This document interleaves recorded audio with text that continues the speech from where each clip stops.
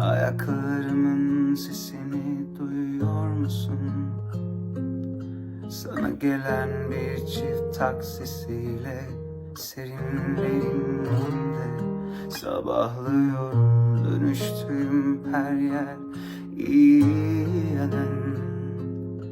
Kalabalığının görüntüsüyle yalnızlığımdan utanıyorum.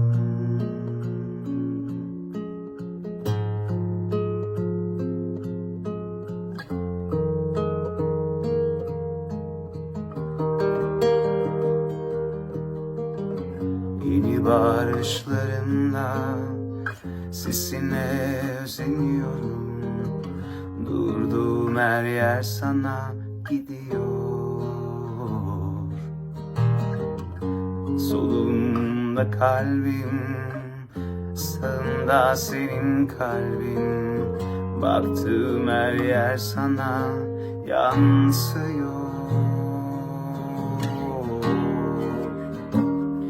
Şimdi yalnızlıktan sonra kaybolanları hatırla.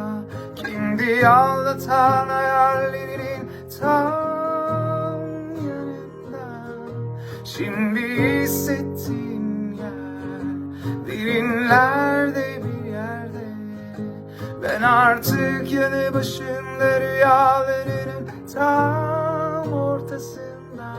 Şimdi yalnızlıktan sonra kaybolanları hatırla.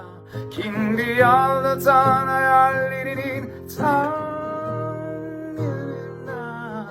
Şimdi hissettiğim yer derinlerde bir yerde. Ben artık yanı başında rüyalarının tam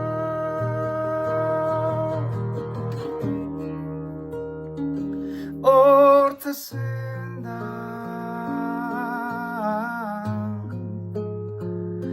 Tam ortasında. Tam ortasında.